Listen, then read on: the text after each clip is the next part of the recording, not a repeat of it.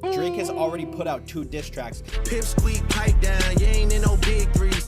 Kendrick Lamar finally dropped his diss track against Drake. I hate the way that you walk, the way that you talk. As Drake's beef with Kendrick Lamar started ramping up, some people started digging into the Toronto rapper's companies. And it turns out, he's got a lot of them.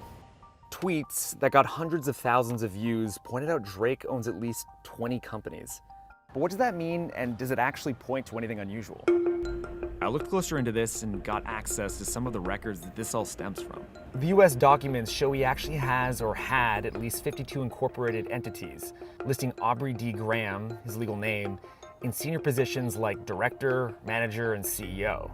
In the US, the second that you say, oh, let's start this business, the first thing you would do is create an LLC. It protects you from liability. Let's break this down. Hey, I'm Rue. I'm an addict. There are 9 companies using the name Dream Crew, Drake's well-known media company making HBO's Euphoria, and 18 that feature his initials. Another 4 shows, Away From Home, a reference to a song, and 2 that reference owls, Drake's trademark symbol for his company October's Very Own, known as OVO. Owl Creative Holdings, and a company with the name Strix, which in mythology is an owl that eats humans. One is even called Silence Policy.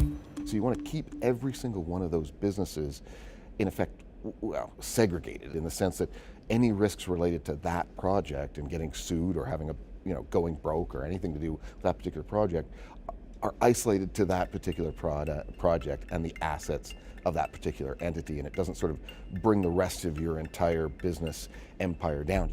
Now, estimates put Drake's net worth at around $250 million. Let's talk about protecting that wealth. It's very common for people of very high net wealth to have an inordinate amount of LLCs at times. Donald Trump has quite a few of them. That is a form of asset protection. When you have that kind of net worth, you kind of have a bullseye or a target on you for what can be frivolous lawsuits at times, right? Step that way, then step this way, step that way. Another thing, after Kendrick used Drake's Toronto home for the cover of his diss track, Not Like Us, Drake's properties came into the spotlight. Wrist playing, got a condo up on Biscayne. In his 2011 track, The Motto, Drake raps that he got a condo up on Biscayne in Miami. And the Miami property cost him $1.9 million US in 2011 before flipping it as one unit for $2.4 million to an NBA player in 2012. The records show Drake bought that condo from controversial property developer Levayev Boymel Marquee Developers LLC, one of the namesake partnerships between businessmen Lev Levayev and Shea Boymel. So we don't know how much Drake really knew about the developers. But in the 2000s, both Levayev and Boymel were accused of helping to build Israeli settlements in the West Bank, which are considered illegal under international law. Drake's team declined to comment on the record, while Boymel and Levayev didn't return our requests for comments. Type of money, everybody acting like they know you.